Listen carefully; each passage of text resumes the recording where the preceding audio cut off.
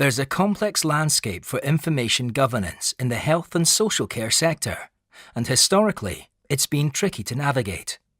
But for those of us working in this area, data has the potential to inform and transform how we deliver care for patients. Whatever we're trying to do, whether it's designing a service from scratch or improving the care and treatment patients receive, data is where it all starts. And when we base our decisions on the best available evidence, it makes everything we do better, as long as we make sure we use data safely. So it helps to look at how data enters the system, how a real person becomes an individual data entry in the records. Take Anna. Every time she sees her GP, or takes her children to their local hospital, or meets with her social worker, they all collect and enter data about her on their systems, so that they can look after her and her family properly. Data like her name, address, age, gender, medications, and NHS number. This detailed type of data is designed to identify her as an individual.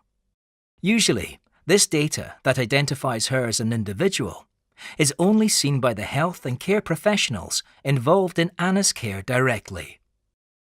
In fact, health and care professionals should share up-to-date information, but there are strict rules and processes they need to follow to do this safely.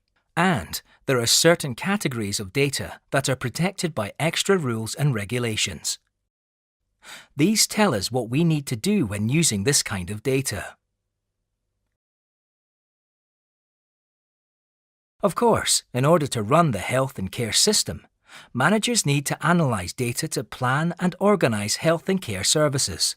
To do this, some or all of the information that identifies Anna is stripped out, like her name, date of birth, address. But a combination of the remaining data might still identify her. So when we use this level of data, we have to be careful to do it properly. We need to use a secure place to store and process the data, where access is restricted, and we have the right security, training, contracts, and information sharing agreements in place. Sometimes, health and care professionals will legitimately re-identify someone like Anna from this type of data, but only when it's for the benefit of her care. Re-identifying an individual without a legitimate reason is a breach of confidentiality, and it breaks civil law in the UK.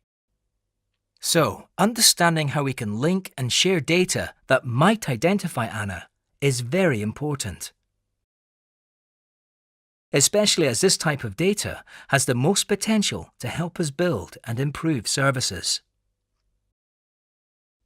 The final level of data cannot identify Anna at all. This is because her data has been merged with many other people's details. This information can be freely used and published in documents, shared on websites and with colleagues, without the need for sharing agreements. When creating this type of data, there are sometimes only small numbers of people with certain characteristics, like if Anna was the only person of her age in the neighbourhood who uses a wheelchair. This information must be blanked out from any tables to make sure she cannot be identified before data is published. And don't forget, it's important our patients know they can trust us and what we do with their data. So we always need to tell people what we're doing with their information. So remember, there are different rules and regulations that tell us when we should or can share data. And the Information Governance Alliance is here to support, guide, and help.